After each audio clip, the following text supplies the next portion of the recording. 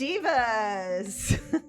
I like my sound effects. I think they're good. Yeah, his sound effects are great, and you'll hear more from him. This week, we've got a great reporter roundtable with the special guest. You know him and love him, Forrest Saunders, the Capitol reporter for EW Scripps. Nailed it.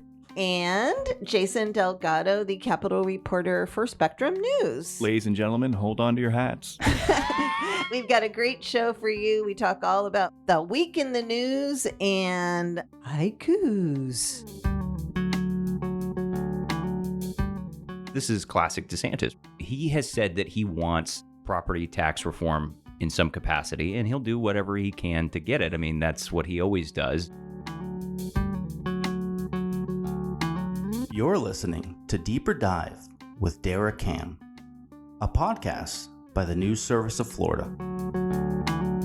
Let's dive in. Here we are, divas. In the Speakeasy this week, you know who they are, and I know who they are, but I'm going to let them tell you. I'm Dara. You are... I'm Forrest Saunders. You don't have your notebook. That's why you're letting us do this. You are the Capitol reporter for EW Scripps. Oh, all of them. Yes. E and W. Yes. And you are... I'm yours truly. This is Jason Delgado with Spectrum News, as you might know it, Bay News 9 and News 13 over in Orlando. And yes, I missed you too. He is on the spectrum, folks. It's good to be back. It's good to be back in the Speakeasy. It is good to be back with you guys. And we kind of zagged. It wasn't really a report. I don't think it was a reporter roundtable because we had Peter Schorsch and Matt Dixon last week. No, yeah, y'all are counting your blessings right now. We kicked those two to the curb. Peter, he's so interesting and so much energy, and he has so much to say, and he has opinions. I like them both. Yeah, and Matt, too. I think it was Matt's final live performance on his way out of Tallahassee to Washington, D.C. But let's talk about us because we have our drinks here. I've got a Diet Coke. My guy, Forrest, has a Fresca because we get those especially for him. It's a little hat tip to Mad Men with the Fresca. And Jason has some kind of a blue drink. Okay. A sports drink. Blue sports drink. Trying to resurrect my... You got done working out. That's and right. You needed to replenish those electrolytes. I was pumping the iron. He was pumping the whiskey tumbler. Pumping the whiskey. All right. Well, there's a lot going on this week, even though you were saying it feels like the week is dragging. But it doesn't feel like that to me. I feel like there's been a lot going on. That's got more to do with my personal life than my professional life, but we can move on. You have a personal life, at least. I do at times. I try to keep it on the rails. My personal life consists of taking pictures of my dog and like the butterflies in my plant. And now my handyman is pressure washing and staining my deck. So that's the highlight of my week. Ooh. Is that a euphemism for your boyfriend? No, he's actually a real handyman. It was something that my ex-boyfriend did, hence the need for the actual handyman. Oh, yep. Mm-hmm. So anyway, no, but I am in the market for a boyfriend who is handy. So let's just put that out there. Anyway, we're getting ready to start the first committee weeks. We had the first committee week. We had the legislative session, starts in January. The House had a committee meeting on property taxes last week. And let's hear a clip from what the governor had to say about that this week. I'm not saying we're going to wait that long, but we could potentially have a special session on property tax right in the middle of the Republican primary season in July or August. Imagine that. I don't think a lot of these guys would want to vote the wrong way then. But it's interesting when they know the voters are watching, they tend to govern themselves accordingly. He wants to have a special session on property taxes right in the middle of the Republican primary season in July or August. And he said he doesn't want, this is a way maybe of controlling the kind of votes that he gets. And it sounds like he wants to put people on record. Yeah. And he wants to force them to put up or shut up. And I mean, this is classic DeSantis, right? He has said that he wants property tax reform in some capacity, and he'll do whatever he can to get it. I mean, that's what he always does. We saw how many times did we go back and forth with the special session on immigration. That's right. And ultimately, again, I think he came away the victor in that. Just a question of how much political capital did he expend in order to get that. And now with the property tax reform, I mean, you've got the new CFO, who's a DeSantis disciple, handpicked guy who's running around the state doing these audits to justify a property tax reform. And now you've got DeSantis saying, put up or shut up. And if you're going to be running in the GOP primary for any of these things, you're going to have to answer what is the right form of property tax reform. And DeSantis, of course, is going more extreme, I think, with some of his proposals. He wants to do more dramatic cuts. I think he wants to completely do away with homestead, if he can. homestead property taxes. Yeah. And then you have the legislature, which has proposed, I think, more watered down ideas, a little bit more maybe. Wait, have they proposed anything yet? I mean, they came up with a 5-point list, right? That's right. That they started with. And when I last talked to Chair Overdorf about what that looks like now. He's coming on the show, by the way. Oh, wonderful. That's a good guest. He is such a good guest. But I don't think anyone's put anything on paper, right? There's no formal plan yet. Let me say this. We can call for anything. I would love a house in Nantucket, but I cannot give you a 10-step plan on how I'm going to get there. Right. And so we can. Why Nantucket? Where'd that come from? It's a status symbol. I would earn the respect I'd imagine of my family and my peers. Okay. You all would envy me. All right. This is pure Jason. He is the most folksy guy. Nantucket. I'm like, the Abacos. That's where I want. Yeah, that's where I want my dream house. I like Vero Beach.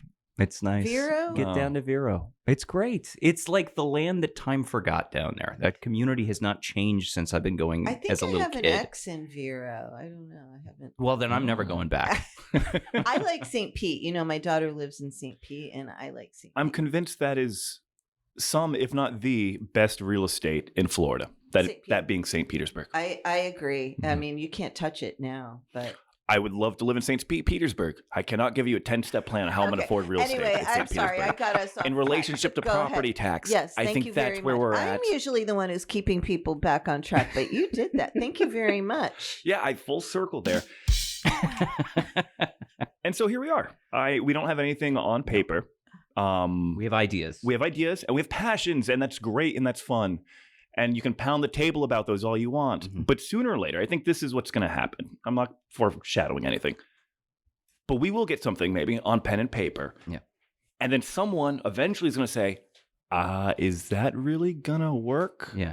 Because the alternative, if this fails, it's not going to be pretty. No, and I think the question that we have is what we come away with. Because I think we will get something on the 2026 ballot. Will it be substantive or will it be just glitter? You know what I mean? Like it's just going to be glitter dust, and it won't actually bring the substantive reform. So I don't know. I mean, it really depends. But a quick aside, and you should ask Overdorf about this. One thing that he pointed out when I talked to him before those property tax committee meetings, he made a point of saying a couple of times in our interview that they don't need DeSantis. They don't need DeSantis because what they're doing is they're going to come up with a plan. They're going to pitch it over to the Senate, and then it has to go through the Supreme Court. And then, it's on the ballot. They don't need DeSantis to sign off on it. Wait, does it have to go to the Supreme Court if the legislature puts it on? For the ballot language, I think. Well, at least that's what he told me. Okay. So he believed that there was still a Supreme Court review of some kind before it reached the ballot. And the reason I bring that up is I think it's important that we note the legislature is not saying it's vital that DeSantis be involved. And I think that also could be potentially a predicate for what might be a brutal legislative session. That's what I was just going to say. If you don't get buy-off from the governor, then you've got him running around the state saying, like, don't vote for... I don't know. I wanted something. They gave you this. It's watered down, but go ahead and vote for it. Let me remind you that the last two property tax related items that the legislature put on the ballot failed to get the 60% in 2022 and I believe in 2020. I know one was in 2022 and it was some kind of, you couldn't get your assessment increased based on the increase in value of flood mitigation that you had done on your house. So they couldn't raise your assessment based on that, and that failed. Granted, it was complicated. I had a hard time just explaining it, right? But property taxes are complicated. 100%. Unless you're saying we're completely doing away with homestead property taxes, which, it is a great talking point, and it's going on all over the country. Sure. It's not just Governor DeSantis No. that is proposing this, and it's a way of, well, tell me if you think I'm right or if anybody has said this to you. It's a further way of emasculating local governments and getting more control over local governments. And I think what they're doing with the Doge, and by the way, can I say that FAFO, I know our listeners are very sophisticated, and if you're not, you can Google it, ask Gemini, you'll get an answer on what that is. As an official government agency, just reminds me that I am not living in the 1990s anymore. That is just kind of wild to me. But property taxes, we've talked about this before, they pay for things. They do. They pay for services that residents of communities need. Whether you have paid off your mortgage or not, you may need an ambulance. You may need a police service. You may need to use a road, or, it seems like there's a little bit of a disconnect, maybe, or is there? And I'm not an accountant, just FYI, and neither am I an economist. Yet, at least. But I'll tell you this, in my humble little mind, you cannot bean count your way to eliminating property taxes. You can't get there. There's got to be more. And I understand that that's kind of the banner that we're looking at right now, is that look at all this excess spending. Right. Here's a major issue. But I don't think I think they'd be honest about it. That's not going to solve everything. It's not going to get us to eliminate property tax. And so I think there's absolutely some theater involved in the name itself. Let's be real here. Some theater. There's a lot of theater. There is a lot of theater. This is the era of political theater, and I think it's filtered from the national scene all the way down to the locals. You even see it in city council races these days. So anyway, continue. No, go. Oh, please. Apparently no, but I think you're right. It's going to be. I think what we might see, because we love widows and orphans and veterans. Mm-hmm. So, and this is where you would get in. And also, we apparently love first-time home buyers. Mm. Oh, yeah. And then anybody who's in law enforcement, military benefits, healthcare sometimes for, nurses. So, we already had some of those programs, didn't we, during the DeSantis administration? Yes, in the past? but I'm saying what you could do is say you do away with property taxes on homesteads that are owned outright, maybe by people over age, pick an age, 65, 70, whatever, for combat wounded veterans, for, And that's ultimately where I think we're headed, right? I think it's going to be some kind of compromise. Because just look at what happened with the whole battle over sales tax, right? They said that they were going to cut $5 billion from the sales tax. And what we ended up with was another package of sales tax holidays. By the way, has anyone heard from Senate President Ben Albertin lately? I was going to ask you that. I've been asking about. Do we need a welfare check? No, I don't think we do, but I've been asking, and I keep getting, he's not doing any media appearances. He's not doing any. Is that what you're getting? Because that's what I'm getting. Yes. Yeah. Mm-hmm. And I get it to a degree. I think that he's laying low. Nobody really knows where he is with some of these things like redistricting. That's another thing. Yeah. That's another thing. If you talk to a guy like Jeff Brandes, he'll tell you exactly what you said. So former Republican state senator Jeff Brandes, he says it's just impossible. You're not going to be able to cut these property taxes to such a huge degree because cities and counties, they need the money. And nobody has gotten, as you mentioned, a formalized on paper plan of how to do it. Yeah. And he doesn't think it'll ever happen. Vicky Lopez, she's the co-chair of that property tax committee. She said something that was interesting during one of those meetings. I don't know if you all listened to that, but she said that cities might decide to dissolve and just be part of the county. Did you hear that? Yes. Which is totally possible, too, if you can't afford this stuff. And then you got, like, DeSantis also said something I thought was so interesting a few weeks ago. He said, if we're going to do this big substantive reform, there are going to be some communities that can't afford it, right? They're just not going to be able to, the little That's places. right.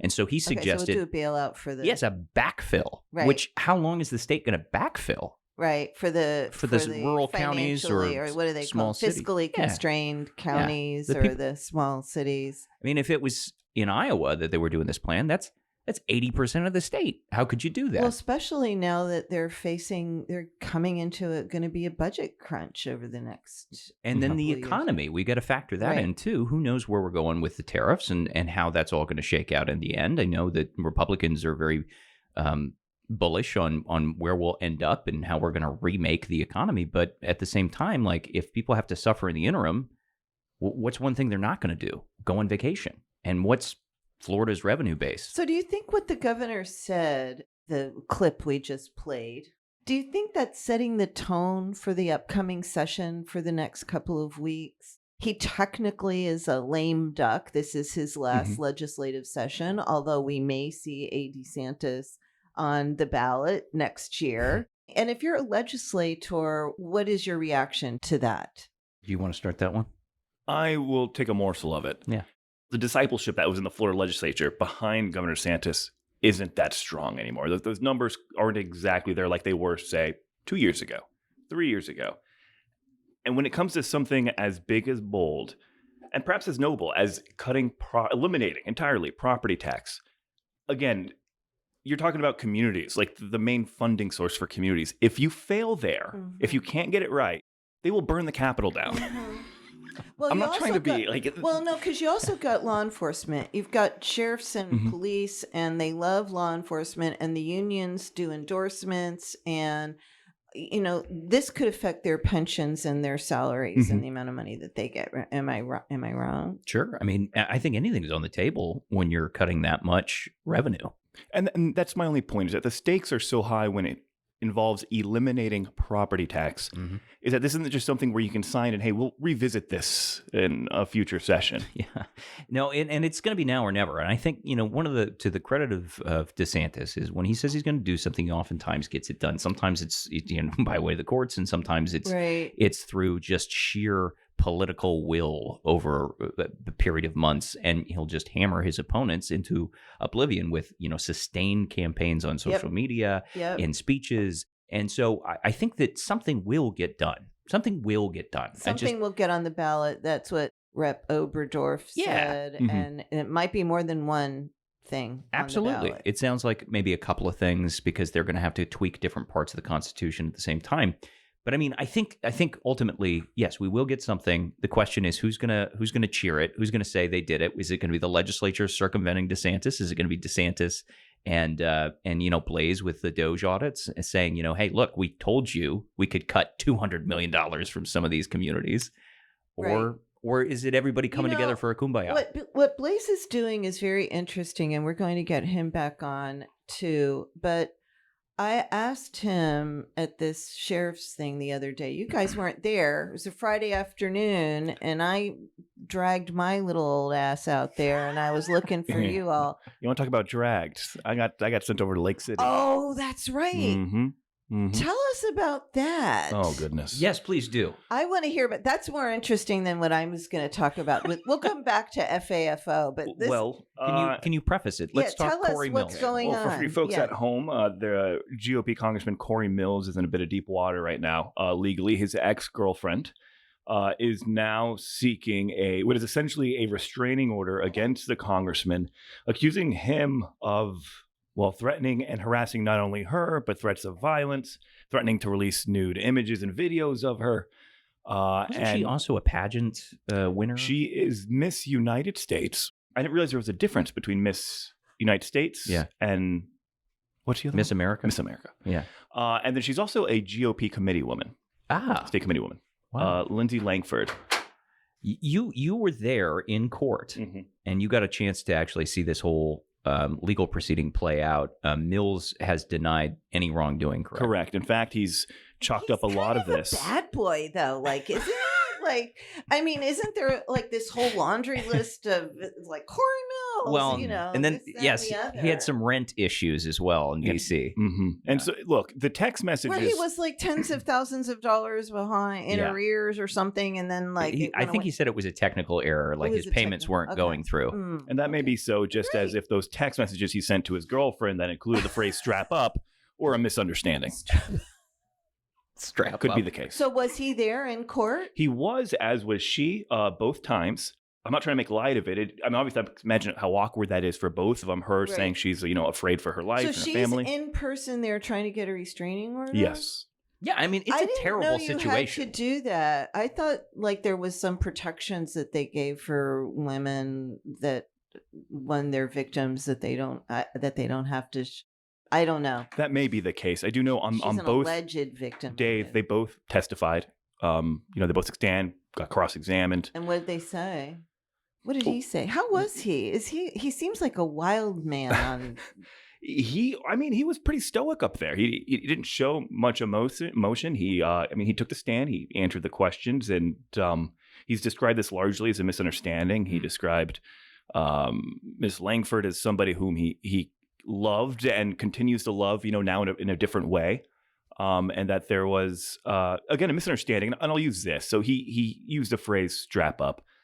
And so he was getting grilled about that. Like, hey, did that? So his attorney asked Mr. Mills, were you implying that We're gonna. a gun? By the way, we're just gonna put an explicit on this one, even so. Yeah, just- That's probably wise. Anyway, go ahead. Okay, You so know, strap up. Strap up, where I'm from, if you tell me to strap up, I think that's the universal code for, hey, yeah, you better bring a gun the next time I see That's you. what I Come thought. heavy. That's what I thought. I'm coming in Yeah. hot. Yeah. Well, he instead said that, well, look, I am from the South. I grew up doing the rodeo, and that is a rodeo term. I kid you not. That is a rodeo term suggesting that, hey, things might get wild. No way. Mhm. Does that sound rodeo at all to you?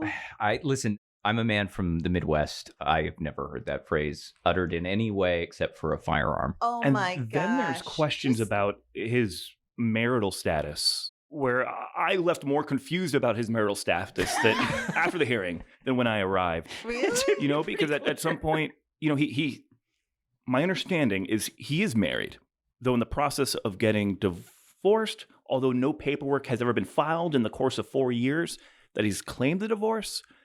Then he was in separate outside relationships. He's got a lot on his plate. And some rent. And some rent. So I'm trying to. Okay, so he likes the ladies. It would Seem. seem. Yeah. He likes the ladies. How can there be, again, trying not to live in the 1990s, but how can there be a question about someone's marital status? Either you're married or divorced, or you filed for divorce, or is it that complicated? Feel like He there's three claimed that settings. it was very complicated, largely because I suppose they have business interests. And so they needed some sort of unique counsel. Okay, well, I don't know. Jeff Bezos managed to get a divorce good and get point. remarried, but That's a good all point. right. I'm just saying. And it was funny because from the reporting Bill to even Gates, too. sitting here at this table, it's like, I'm not 100% sure, what exactly his status That's is. hard. People don't know, but when you're trying to report the facts correctly, and you certainly don't want a congressman calling you up and saying, you need to print a correction about Jason, you son of a... Yeah, I don't want that Jason, phone call. right, strap up. Strap up.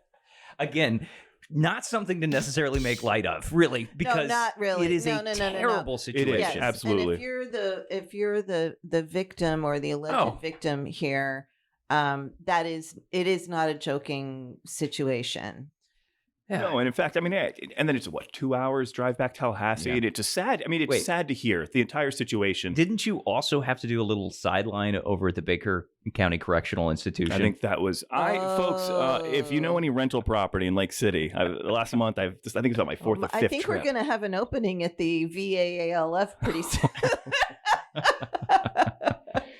Yeah, making that drive far too often. Yeah, recently. that's Lake City's not so bad. So did you go to the Baker's CI to see the new detention center? I've been twice. I know you were there on opening day, right? You know what? Ironically, I was not there opening day. You were there on opening day. Correct. Yes. Okay, I'm sorry. What's ironic about that and those visits is that it's an old established prison. So, you know, you drive by, you're It's like, an well, old broken down prison is well, what- golly, there it is. That's that. There she is. Yeah. And then you get to the gate and they're like, I'm media. Or I'm like media. They're like, oh, no problem, sir. Just go ahead and hang a right all the way down that road. You keep going. Oh, really? And on the Yeah. left-hand side, you'll see a little sign and a little taped-off area, and that's the media section. Yeah. Oh, that says "screw you." Oh, I mean, you would need a telescope. Yeah, it's to a be no able to stop watch that. I area. hate. Really? When I was there for the announcement, yeah, you were right in front yeah. with the barbed wire. Yeah, and yeah. everything. but that was before it was an active facility again, right? And so there were portions of it. I think they had their work release facility that was still operating, but it was sort of on a different campus. That's this is the right. main, big penitentiary. Right. And they let us in there. We got to see up close what this facility looks like. 1,500 It had, beds. yeah, and it had been defunct for a while Yeah. because they lacked the staffing. That's right. I think it was 20. I don't remember the exact date. 2022 or 2023. Yeah, somewhere around. I think 2022. COVID. But they basically lacked the jail staffing, prison staffing to make it operate, so they just shuttered it, and it's been sitting there. And the last I talked to some of the lawmakers, they said that they were going to try and do a site visit again, because like they did down in Alligator Alcatraz. But the problem was that this is a facility that's been up and running, and so they just wanted to make sure that everything was still It's sustainable. different. It's got but walls. But it's not. It's not a facility in the middle of a swamp, right? It's one thing Right. to resurrect what are essentially like FEMA sites. Yeah. The state's very efficient at that. In Alligator Alcatraz or whatever hurricane may happen, but to bring what's been a sitting jail over several years up to Mhm. speed, that's another monster, right? It's very, you have to have air conditioning because in order to be compliant with federal regulations about federal detention, they have to have air conditioning. So I'm curious, did you see a bunch of air conditioning outdoor? Because I'm sure they didn't go running HVAC through the building. They had to be pumping it in from outside. I couldn't somehow. say, and again, Okay. it's an old prison, so you've got fence line after fence line, Sure. and so Sure. Yeah. there was a lot of activity. I mean, as far as workers, when I was there, we could tell construction crews and whatnot doing the course. work. What they told me was that they would have air conditioning. They were have going to. Yeah, they were going to bring it up to federal standards, Right. and they actually said that this was going to be a lot cheaper than what they had down in Alligator Alcatraz Yeah. because they have the walls, they have the facility. A They just have to fraction. bring it up to I code. think Kevin said like 5 or 6 million. Or Yeah, something yeah, it was compared it was change versus the 2 to 4, 250. on Alligator Alcatraz, and then they were talking then about how they had secured this grant for $600 million that would be a federal reimbursement for both facilities. Yes. And now I guess we are waiting for that money to actually come through. Yeah, I think they've both talked about the grant. Both the Trump administration and the state has talked about the grant. So you did just a little slide by while you were on the way home and checked Mhm. it out. Yeah, I just kind of spent a day or two. Were people coming? Could you see people being brought in and out, or anything Well, like and that? that's the thing. So when on that site, on the road, you've got one lane going that way, the other coming the opposite way. It's entirely no stopping. Mhm. You can't pull over. You can't stop on the side. Like we would have liked to have shot some B-roll of the site. However, there's just no stopping. Why? They've designated the shoulders on either side of the road as a no stopping zone. Okay. And so again, the closest you can get as media is once that no stopping zone ends, which A is gazillion miles away. you would need like the Hubble telescope to to shoot some B-roll for me. That's okay. Yeah. I mean, and listen, from what I could see outwardly, it looked like the facility was in pretty good shape. From the up close perspective that I could get, the barbed wire, the fencing, everything looked like it was fine. It was some paint chipping. It looked old.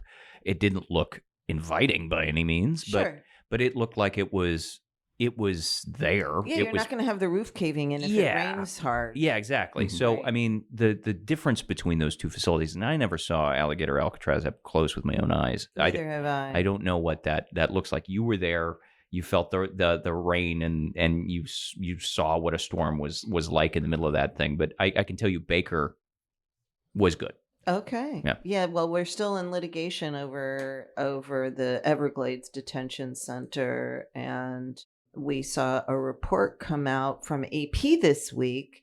Did you see that said that they have a handbook that they give to people when they are sent there, and that they're giving wristbands and different colored clothing and different colored wristbands for people depending on their criminal history. Oh. And so there's a part of me that was thinking, well, I'm not sure that I'd want to have everybody know that I'm a sex pest if I'm in a prison. You know what I mean? Or there's also some reporting that they are, and this is coming from one of our partners within Scripps, WPLG. They have it on background, and I think it's confirming some reporting that I think the AP had originally. But the detainees, as they come in, they're shown a video about, yes, hey, that was in this report. Yes, welcome to Baker, and then they're also in Baker, not yes. This is the other one. Okay, go ahead. I think it's both. I think they're doing it both, and All then they right. get a handbook as well. That's right. Basically detailing. Here's your rights. Yes, here's how it works. Yeah, right. We still have not gotten a chance to see the video or get our hands on a handbook, because that's obviously something that I think the public would want to see. It would give us a good idea of what's going on. That handbook, I need to look, because I just saw that story yesterday, and they said it was part of the government's filing in one of these cases, so it might be an attachment. I'm going to look up for that later today. If I get it, I'll send it to you. Please. You get it. Let's share it. I think we need to start sharing more and coordinating more when we ask questions at pressers and things like that. But that's a topic the divas probably aren't all that interested in. And we'll be right back with Forrest and Jason. Can't wait. Together, we've been through it. Big storms, long hot nights, and the sigh of relief when the lights come on. At Tampa Electric, we never stop preparing. We strengthen lines, trim trees, and underground miles of power lines every year. And when a storm hits, we're all in. Every team member works around the clock until the power's back on for everyone. Yay! Because together, we can power through any storm. See how you can prepare at tampaelectric.com/storm center. I think that this haiku, at the end, it sounds more mischievous than maybe I intended. Maybe a little inappropriate. We like mischief. All right. What time is it? It's the time for the news in haikus. The news in haikus. Brought to you this week by special guest Forrest Saunders. Emphasis on the special. Open carry guns. No one knows where we can go. I'll keep mine holstered. The news in haikus. Don't forget, we'd love to hear your haiku. You can slide them into my DMs, or you can send them to podcasts. That's podcasts with an S at e.newsserviceflorida.com. Wherever you're listening, please don't forget to subscribe and give us a rating if you like what we're doing. And we're back for this week's Reporter Roundtable with Forrest Saunders and Jason Delgado. Government shutdown. Have either of you written about that or talked we did about yesterday, that? did we not? Yeah. Yeah, Forrest, to kick it off. Oh, thank you. Of course, buddy. You got a lot to say. I don't know that I do on this topic because, I know nothing. So anything you say, Sure. I mean, all I know is government is ask the question. Yeah, I mean, Yeah, I was looking for the state angle as a state reporter for this, and essentially, I think what Governor DeSantis did give us yesterday was that despite the shutdown, he does fully expect reimbursement for Alligator, Alcatraz, and Deportation Depot, and he expects these flights to remain ongoing. Okay, so As an essential So this service. will not that's hamper an essential service. the operations there. Okay, that wasn't really where I was going with this, but thank you for Well, I'm that. sure we can edit that out, right? No. Please. No, we're not editing it out. Thank you very much. No, I'm interested in that, but I hadn't thought of that. I was thinking of other impacts of the government shutdown, such as I heard that national parks will remain open but there won't be anybody working there, and nobody's going to be cleaning the bathrooms and things like that. Heavens. No, there's a lot of that. And I mean, there are going to be potential impacts to travel because you're not going to have as efficient operations for, TSA. But they are keeping the air traffic They are keeping it going. Yep, absolutely. The airports will be running, and it's just the unfortunate part is that I think Jimmy Petronas, when I talked to him yesterday about this, he estimated that somewhere in the neighborhood of 95,000 federal Florida employees would be impacted, and so that's either 95,000. 95,000 was the number that he gave. We have a lot of military bases and things here, and so that's either furloughed or they will be working without pay. With delayed pay, or without pay at all, and so obviously 95,000, that's a lot of people. And especially when you're talking about the air bases, and then when you're talking about, because we have a lot of parks here too, there are people that are probably just not going to be able to show up to work for a national park. We also do like immigration, we have immigration offices. A lot of people come into Miami-Dade County and Jacksonville and Tampa and things like that. It always breaks my heart a little bit whenever I remember the last shutdown, it usually right around the holidays. Yeah. TSA workers. I'm like, man, this is. Yeah, they go I know home. they get backfilled, but for a lot of folks, you miss that. You tell them, hey, that next paycheck probably won't be here. A lot of people live paycheck to paycheck. 100%. Their savings are committed. You can't just dip into it so easily. You have to pay penalties and things like that. I don't know what I would do if somebody told me, okay, 35 days, no paycheck for you. I mean, Really? that's a terrifying prospect for me. Yeah. I mean, yes, I have savings, but at the same time, those savings are for things that I want, houses or a life or a vacation or something like that. And so, man, 35 days and was... you don't have kids. If you have kids... I don't think I do. I don't... Should I call? Who do I call? I don't have any kids. I have a dog. Right, but okay, I'm just saying, your kids need stuff. They go on field trips. They go on. Yes. They have needs. If you're a normal person who has a family and a life. If your car breaks down, I just paid $1,800 to get my air conditioning fixed. I mean, how many people are a broken fridge or a blown tire away from bankruptcy? Yeah, that breaks the bottom line. And you forget about a medical emergency.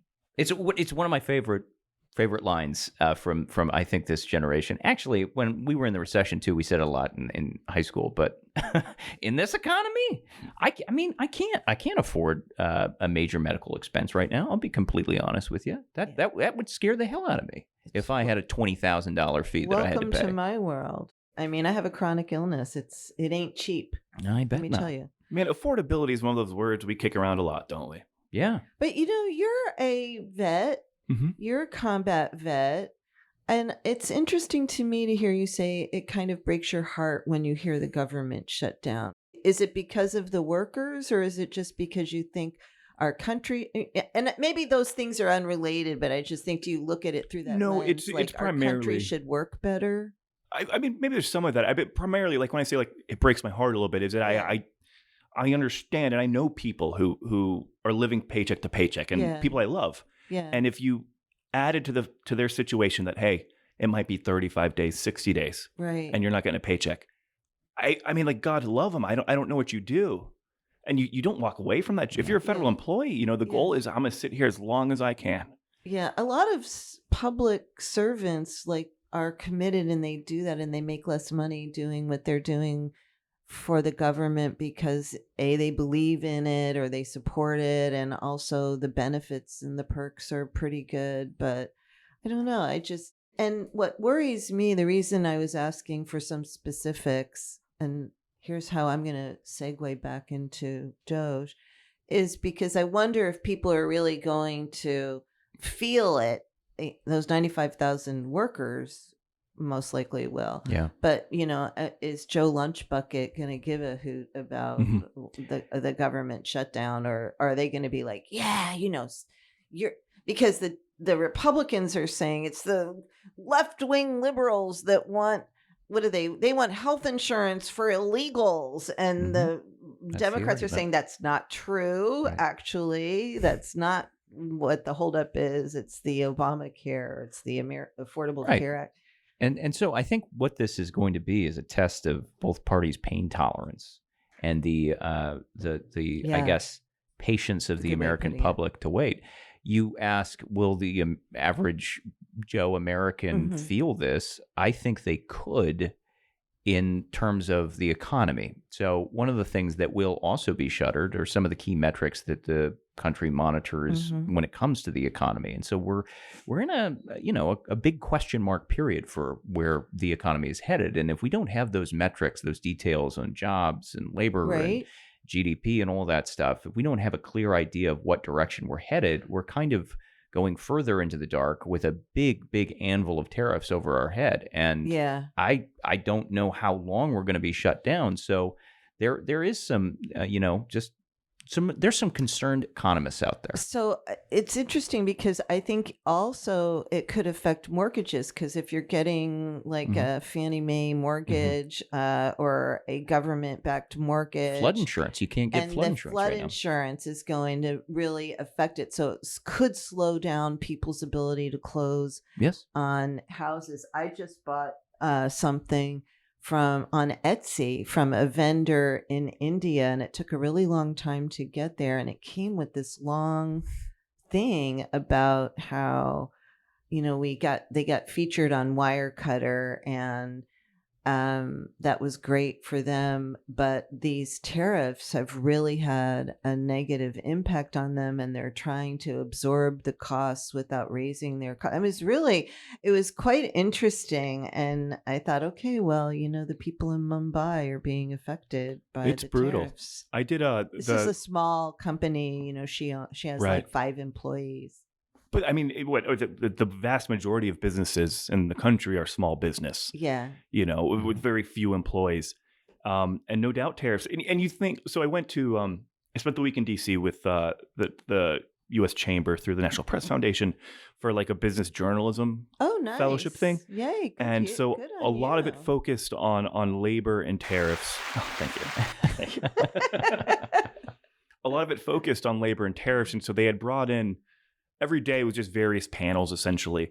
But they would bring in, from one guy who specializes in making cider to another guy who has make pet products. Right. And they all Colors. spoke I probably bought something from him.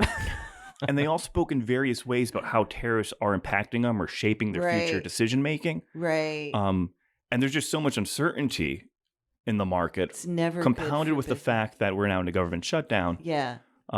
It's a tough time to be a business owner, and that's not to say tariffs aren't healthy. I'm not saying that at all. I'm just saying there's a lot of uncertainty, and if I left with one impression from that fellowship, is that it's a very difficult time to be a small business owner. Well, the problem with the tariffs too is the uncertainty around them. It's not like we've had okay, we're doing this and then that's what we're doing. How do you encourage someone to invest in this country and build a major manufacturing facility when they don't really know what the economic outcome of this is going to be? I mean, that's the thing about tariffs is like they're a huge anchor on the economy, but at the same time, they can. It's carrot and the stick, right? That's essentially what this Exactly. is. It's either we're going to smack you because you're not building here and investing here, versus or buying our products. Yeah, exactly. Versus the carrot plan, which was tax incentives and rewards, and that's sort of Trump is doing both, right? He is rewarding those companies that do invest here. It's just that you've got to take a big risk if you're going to invest and hope that, you can get the items that you need to manufacture your product without a major tariff over your head. I want to talk about a little bit, and I did want to get back to Doge. You mentioned the president and his policies, and, we're all reporters, and there's been a lot in the news about the First Amendment and the way that the administration has CBS, 60 Minutes, Jimmy Kimmel. YouTube is now just paid a big fine. Jimmy Kimmel's back, but Stephen Colbert's going away. It's a very uncertain time to be a reporter. And I'm just wondering if all of that backdrop, if you've heard of any, conversations about how to cover things, or if all of that backdrop has affected the way that you approach doing your job. I can't let it. In the moment that it does, I think, it weakens journalism. I think that we have to push through it. Yeah, it can be intimidating and it can be scary. And I will say that over the last few months, I think I've probably gotten more threats as a journalist than I've ever gotten in my life. And that's, it's a sign of the times maybe, but it also cannot affect me as I pursue truth and honesty and good quality journalism. Because if it does, then what are we doing? Then they win. Yeah, I mean, I think in a social sense, sure, I find it a bit concerning how combative perhaps Trump administration is towards, what we consider like our legacy outlets, which are institutions of our society. I think as a reporter, I find it best. I've had this policy for a long time. I just try to keep my head down, try not to concern myself with too many things that are outside of my control. And whether that is, say, the Trump administration, whether it's the public's perception of media or, the DeSantis administration has been very, at times, combative with the press. And even during those little chapters we've all had, I keep my head down. I dot my I's. I cross my T's. You have good relations. You're both young men, and they have young men in places of power in those administrations. And so you all have good relationships. I think all of our jobs, really, the relationships are a big part of it. Mm-hmm. So there's a part of me, it hasn't affected my reporting or the stories I choose to do or, facts I include. I have always tried to be really, the epitome of an unbiased journalist. Doesn't mean I don't have opinions. I do feel like with the podcast, sometimes I worry, if I have this person on, then will that person not want to be on? Or, sure. And it isn't something that has made me decide not to have someone on because out of a fear, but it is something that I think about that, maybe a year ago I wouldn't think about.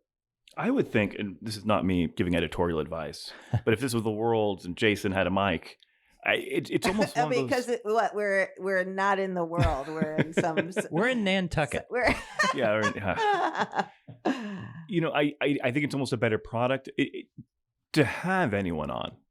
I think the minute you start calling balls and strikes and picking and choosing, that's when you start opening up your broadside to criticism. But there will always be criticism too. So I'm not naive to that. Well, I'm happy at the people who are reaching out. So I feel like, we had the Attorney General on and we're getting some other Republican leaders on. And we've had Nikki Fried and, we've had other Democratic. So I try to balance it because that's what I want to do. And I want it to be fun and informative. And I don't want to be afraid. You've had a good spread. And I mean, I'll tell you, I think Sundays it comes out typically. Yes. Yeah. I mean, I'll open up my Spotify and I'll see your little name there. Like, click on it. I'm like, what'd you get this week? Jason and I always have a post-op. Once we're done with we always say, like, what did you say? I don't know. What did you say? We're going to survive this one? Oh, I don't know if we're going to make this one. Great. Don't tell the bosses. Let's talk about a little more about the presidential library. Oh, yeah, that's an exciting one. Yeah, you guys forgot about that. That happened this week. And that is interesting. The first state college to host a presidential library. And it's in Miami-Dade and not in Palm Beach County. Was there any do we know if there was any? We don't know. We don't know. That's some nice real estate, though. It is. It's great real estate. It's really good real estate. The problem that critics have, one of the problems that they have, is that this is sort of a black box of how it all came to be, right? It just popped all of a sudden. Yeah, it just popped up on Miami-Dade College's Board of Trustees agenda. They had a special meeting. Haven't seen a stream yet. Haven't seen minutes yet. Right. They approved it. Then all of a sudden, DeSantis sort of announced it that he was going to support it at the next cabinet meeting. You've had James Uthmeyer put out a little promotional video talking about why he was going to support it. And then it passed unanimously. We curiously did not hear anything from Ag Commissioner Wilton Simpson during the formal vote the other day. He didn't mention anything. This is so great. It's a great opportunity. Yeah, everybody else did. And then I think Blaze talked about it afterwards too. I think it's interesting because Blaze and AG Uthmeyer might have like Trump-backed candidates in the primary for their respective positions as CFO. We don't know yet. We don't know on either of them, though, right? We don't. But they have not been endorsed as of yet by President Trump. Okay, so other than President Trump calling James, I believe, handsome. Well, Was the listen. If I want, that's really the endorsement that keeps. I would giving. run that billboard if I was running for AG. You know, Just his handsome. folks have that pinned, that comments that he made at the opening of the alligator Alcatraz. He made a bunch of complimentary comments about the AG. Yes. The president did, and they have that pinned at the top of their Twitter thing. Handsome? I don't think it was handsome. I wish. think it was like, this is a great idea that you came up with. Mhm. So Yeah, I'd make that T-shirt. if I was running for AG. I'd throw Handsome? that on my merchandise. Yeah. handsome on the front or the back?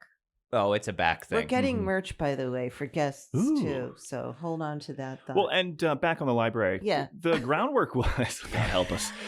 Some of the Jason's groundwork keeping us on was track. I love it. was laid down earlier in the year with that bill, where essentially Yes. shifted authority over presidential libraries in the state to the state, as opposed to Yes. Miami-Dade or And I anyone think else. That's right. Originally, they did that because they thought they were going to have issues with West Palm. Like West Palm wasn't going to Right. go along with Mhm. a potential library. Right. And so they just said, no, steamrolled. You're going to listen to whatever the state says. But then, Another preemption thing. because this is pretty close to his Doral golf It's course. close to Doral, yes. And I know that's part of the perk there, part of the attraction.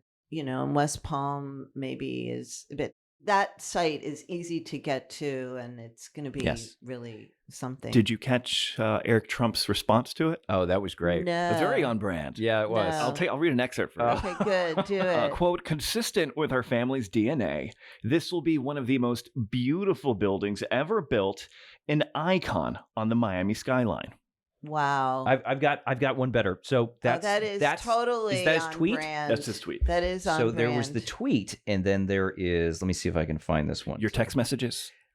No, yeah, me and Your me and Signal. Eric. Signal. Apparently, I'm the only one who isn't communicating with you guys on Signal. Yeah.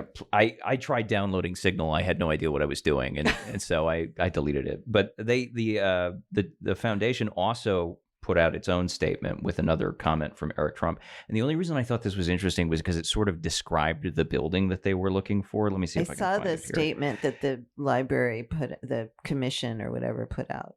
Once completed, the Donald J. Trump Presidential Library will be visible for miles into the Atlantic, a bold landmark on Miami's skyline and a lasting tribute to the achievements my father continues to deliver for this nation. Wow. Okay, so we'll have that. I And we've can't got wait the to see guitar. this thing. We've I got the can't wait to see it. We've got the guitar in Broward County. Yeah. And we'll have the whatever the Trump thing is. It's just going to be him doing the dance, I think. It's just, Oh, that's funny. Yeah. That's funny. It's but- always the biggest and the best ever since the world Yeah. was created. They operate in hyperbole, right? Like that's their brand. But I also think that like what ticked off some of the critics was the potential for a Trump hotel on that land as well. Mhm. This was valued at more than $65 million.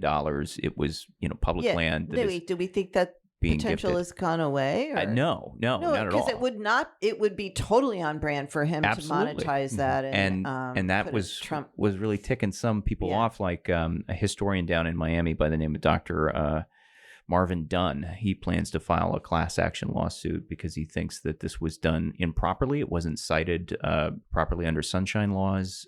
He wants to know how it all came to be. Uh-huh. He thinks that it's just improper in general to be Right. gifting land that would be turned into a for-profit Sure. hotel. Okay. So I don't know where that legal endeavor is going to go, but he said he Yeah, was well, going to good luck file with that. at some point Yeah. this There's week. also- Exactly. And there's also some frustration with its location, right? But right next to the Freedom Tower. The Freedom you Tower. know, kind of a landmark to Amid Cuban this historic refugees. mass deportation Mhm. effort. That's kind of the I've heard that expressed too. yeah. I have heard quite a bit of that. So on the Doge, the reason that I mentioned the Doge was because All roads lead to Doge. I'm sorry. Because we're talking about spending and Mhm. giving away, tens of millions of dollars worth of property. We won't even get into the deal about the buying the land in the Panhandle. That also happened this week. But you know what? When I asked Blaze for an example of, because they're sending out these press releases like $200 million Mhm. in in waste. And he said he wouldn't give me one. Has he given you one? So I have not, because the communities that have been doged have not been something that I've taken a more broad look at the Doge audits. I haven't gotten into the weeds of community by community because I'm letting my TV stations, individual TV stations that are affected, do that. So I can't give you any nuance. Okay. But what I can tell you is that Blaze says these are the numbers that the cities or the counties are producing. We're just using their own numbers. I can tell you what he said to me when I asked him about this at that thing that you were in Lake City for, and I was at the Sheriff's Association. What we're doing right now is we're going around doing high-level spending. We're showing people just how much the governments have grown, how many people they've hired, in comparison to their population growth. We're showing them the rate and the velocity they are expanding government over the last 5 years. So that's the metric that they're using to determine whether people are overspending or overhiring. But and so my question, and I want to see the actual what they've identified, because I'm not saying, that maybe there are yesterday in Jacksonville, I think, was the closest I've gotten to seeing what they believe to be waste and abuse. And there's this huge kerfuffle over these hologram signs featuring Mayor Deegan in Jacksonville. Boy. See, when presented like that, I don't know if you saw the press conference, but they put a black curtain behind it. And so there's the hologram. And I don't know if you've been to the Jacksonville airport to see this thing firsthand. Haven't. But she looks like an action figure in a box. That's what she was giving. It was bizarre, and it was distracting too. So I'm trying to watch this press conference. I've got this hologram next to the podium, so it's Mayor Deegan talking, and the next thing you know, it's like Jackson DeVille, the Jags mascot, and he's doing his little dances, and then there's cheerleaders, and I'm like, these are all holograms. These are all holograms on a sign that apparently the city purchased, and which Blaze considers to be waste and abuse. And they went down a line. They said a couple things. I mean, in Orlando, and I haven't verified this, apparently there's some sort of poets program where they're paying poets to write. And they gave a few examples of things that they considered to be waste and abuse. With our weekly haiku, we were all about poetry. I'm all about spending money on poetry. You better not be using public dollars on that haiku. Where's my check? Is it in the mail? No, sorry. Okay. But I mean, I think the visual there of that press conference, kudos to the comms team, because that was a great juxtaposition. Yeah. In fact, I had one of our colleagues we have a little Capitol Press Corps chat group. It's the fun police. It's the fun police. Somebody texted in our group and said, so I think that's as close as those. I'm trying to get in on. Yeah. Why can't you get in? I don't know. You guys won't let me in. Oh, you got to know the password. It's Nantucket. No. Okay. So I do think that you have to question this, though, because as you say, the fun police, right? One of the great things about cities and counties are the amenities that are above and beyond what you expect in a city or a county, right? Listen, we don't want just a bland park. We don't want just a bland sidewalk. People, I think, expect to have a little something extra from their cities and a little counties. Joy in their life. Yeah, exactly. Some color. I don't want my community looking like the press center in 2025. Oh. Drab, dull. I'm getting it painted. We have the contractor coming to give us an estimate. Folks, if you're ever curious about the state of media, I would encourage you to walk the halls of the press center. I think I tried to zhuzh it as much as I could with given what I have. The Speakeasy is lovely. Yeah, I mean, you've put some color up. It looks like music Mike's. staffs. Is that's that what Mike's. That's Mike's. The rest of it's mine. Oh, So yeah, that looks like Mike's. Mike I'm getting it painted. Yeah, but I did get the red. In fact, mini I think fridge. I'm hallucinating looking at it. I did get the red mini fridge. I think I've got a couple of other questions for you all. One is the guns. Open carry. The open carry. I have been saying that I do not. So I wrote a story, and other people are talking about the long guns, whether this affects this ruling has an impact on a separate law that tells you where protected sensitive spaces like schools and public meetings, commission meetings, legislative meetings, bars also are those places, you all. And so does this law allow long guns does this court ruling allow long guns to be brought into those places? And I have seen a memo from the Florida Police Chiefs Association's general counsel that says, yes, indeed, it does. And we need to be on guard for this. And, and we heard Sheriff Grady Judd say, just don't do anything silly, and the legislature's going to fix it, right? Yeah. Wait for the legislature to fix this. Well, I haven't heard from Ben Albritton, Senate President, or from the House Speaker whether they think it needs to be fixed and whether they're going to fix it. Now, Christine Hunchofsky, Democrat, who's going to take over as leader of the caucus next year, has filed a bill to fix what she says is a loophole. What say you? Would you like me to share my expert legal constitutional opinion with you? Yes, I would. I definitely. You found the wrong guy. Definitely would. My interpretation of this was that, one, it's gray, but two, generally speaking, the way it was explained to me was that anywhere you were allowed to carry concealed, you could now carry in an open fashion, if that makes sense. Now, what I have noted is that and I'm curious if you have, I haven't seen anyone open carry. I've seen videos. I saw a video. Somebody sent me a picture of a guy on a motorcycle with like a AR. I saw that. He had that strapped on his back. Yeah. I haven't seen it in person. I haven't either, but I'm a hermit. I hardly ever go anywhere.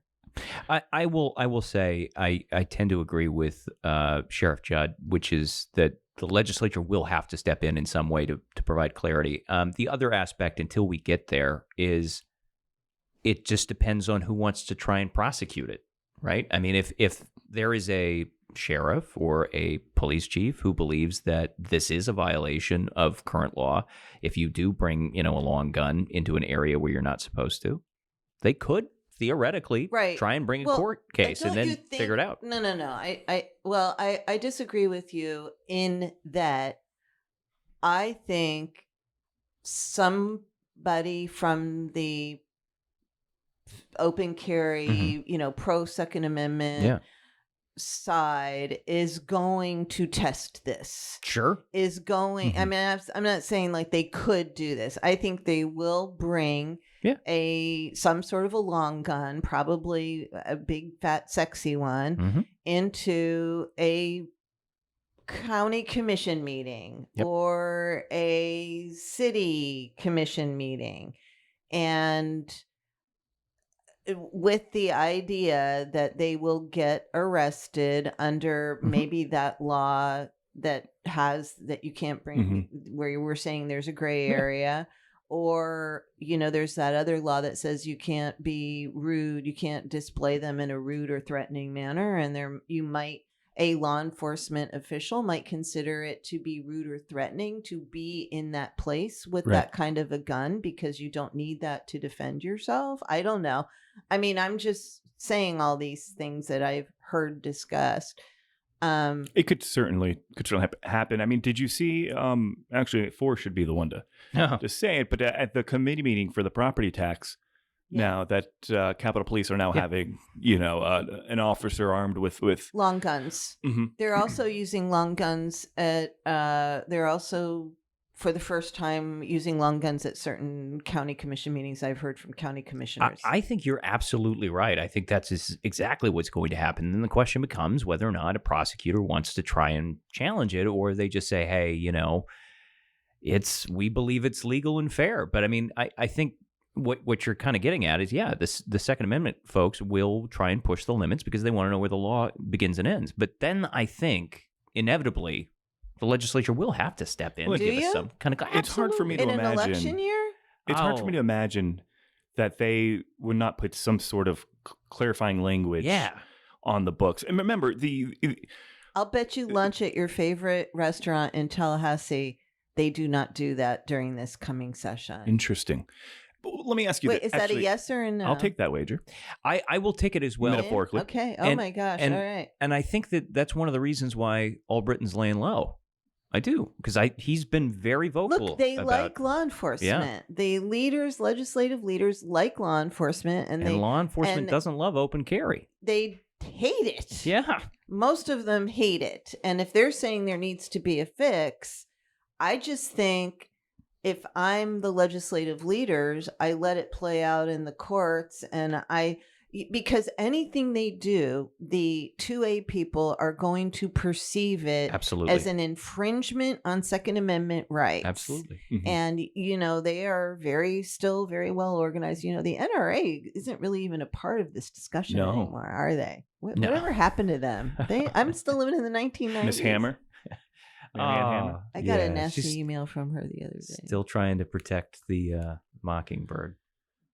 Yeah, it's going to be interesting. There's certainly no doubt conversations surrounding open carry. In the Capitol. Absolutely, there will be a conversation around. It's hard for me to imagine, hence your bet, why that the Florida GOP, given their relationship with the FSA, the Sheriff's Association, Yes. Would not try to find some sort of. And DeSantis will sign it?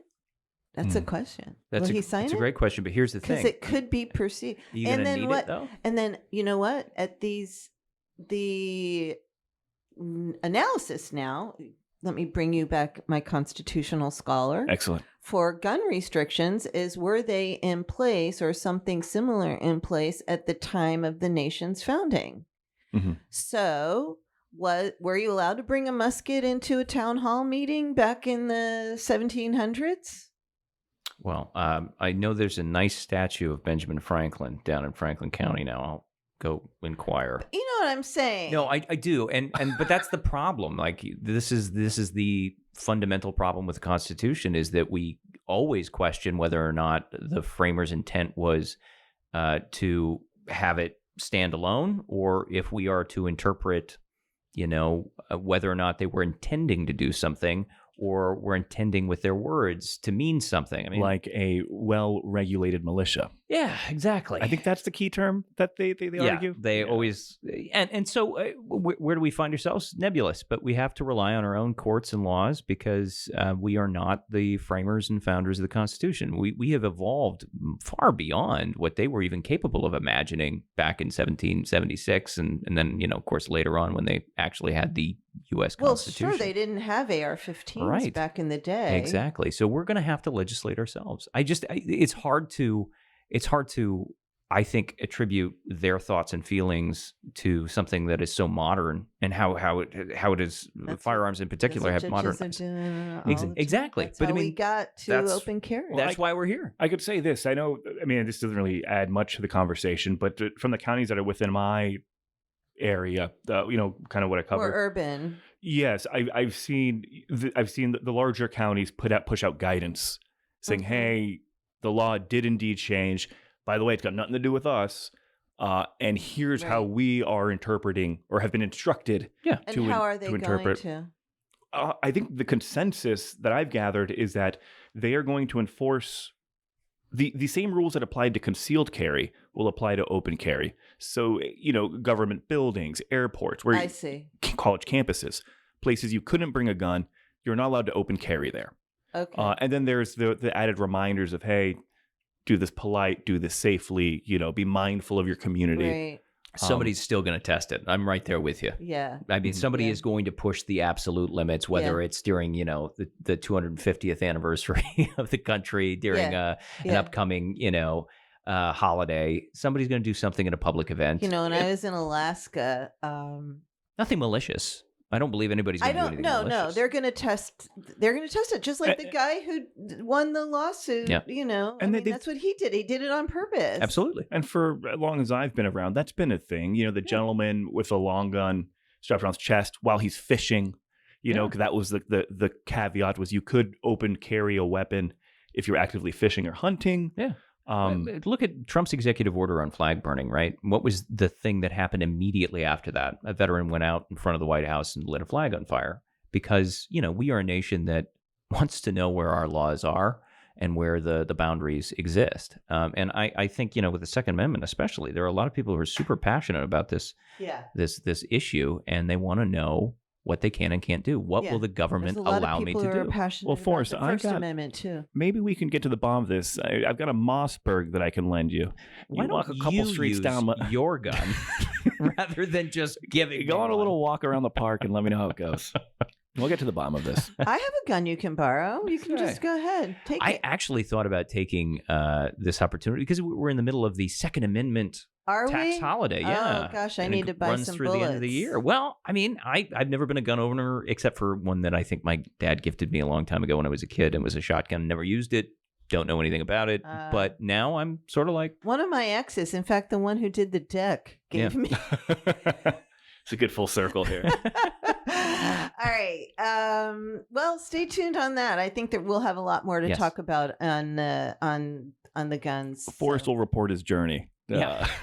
Next episode. As long as I don't end up in Baker, I think. I mean, one of the other things I've heard that if they were to do anything is because other states that have open carry have established holstering rules too, so that you have to That's keep what it I've heard. holstered. There are different levels of, it's nuanced, but there's like different levels of retention for holsters. That's right. Whether it's usually it's like a step process, whether there's a hood, it involves a finger action. That's right. I've heard that a bill is coming on that if it hasn't dropped already. On the holsters On holstering. or on the long gun / places? Well, I know that Hunchofsky's got her legislation. Yes.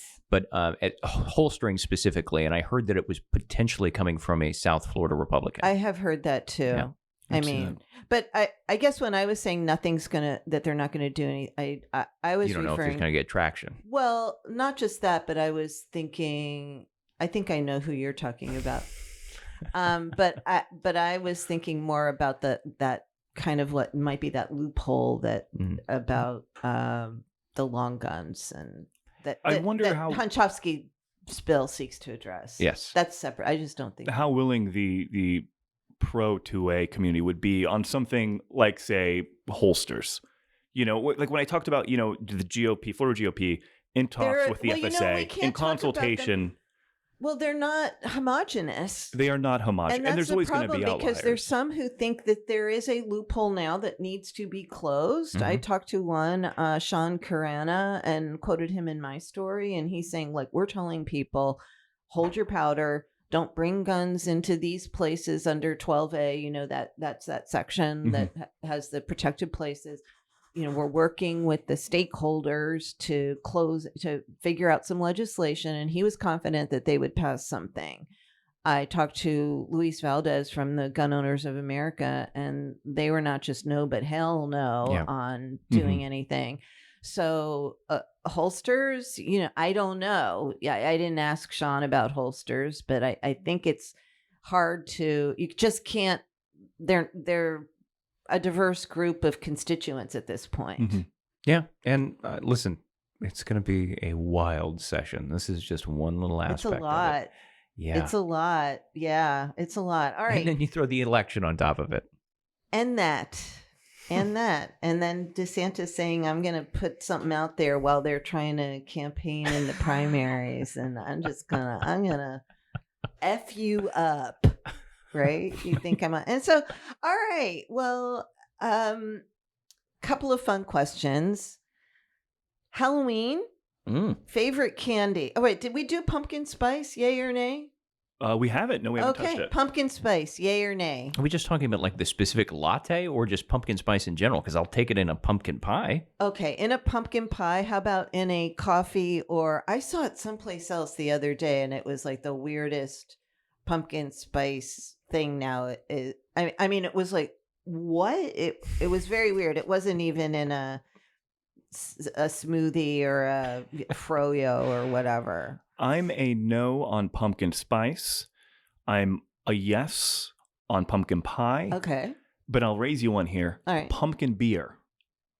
I don't want a lot. No, I don't even want two, but mix one. Just give me one.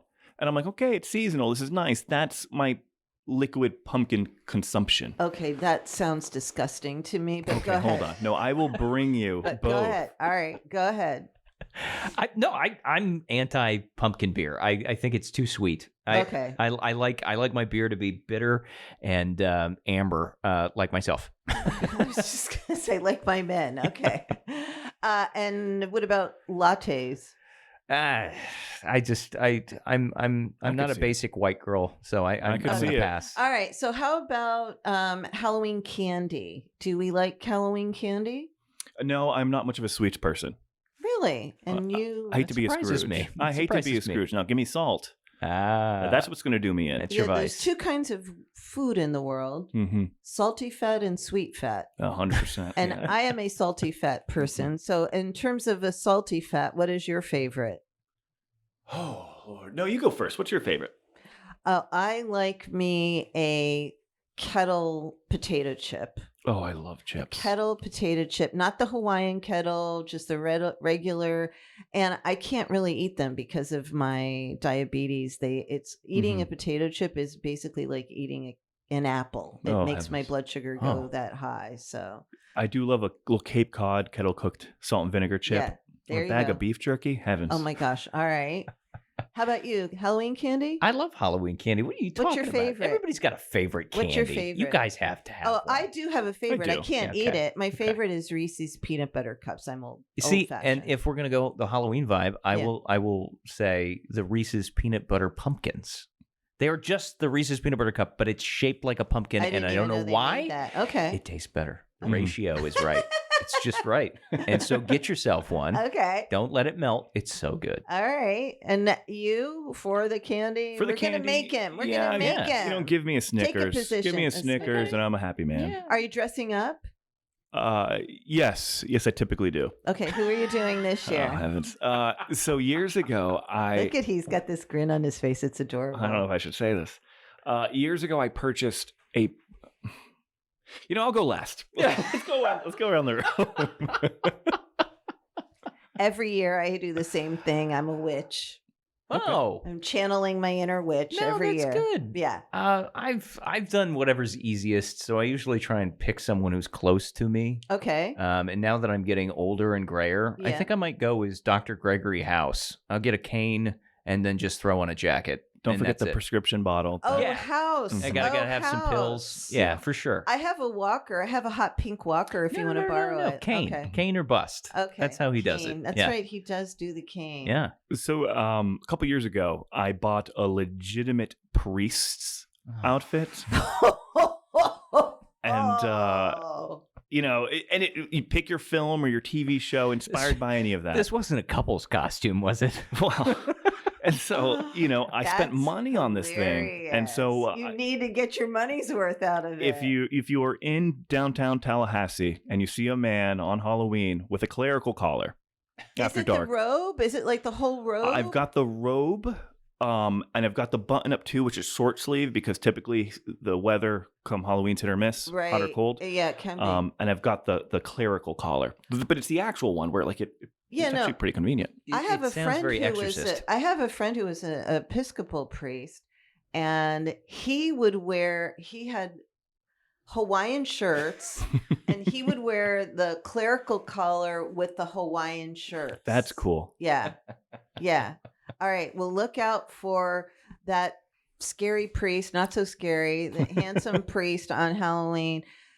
Forrest Saunders, E.W. Scripps. You got it. You thought Nailed I needed it. to look it up. I did. And Jason Delgado, Spectrum News. That's right, folks. Thank you so much for joining me this week. I can't wait to have you guys back again. We'll be back. Say goodbye, Jason. Oh, I'm so sorry, folks. You all have a lovely weekend, okay? Take care. Thanks for listening to Deeper Dive with Dara, a podcast by the News Service of Florida, hosted by News Service senior writer Dara Cam and produced by me, Mike Exline. Music for the podcast was recorded by Periodic Labs, LLC.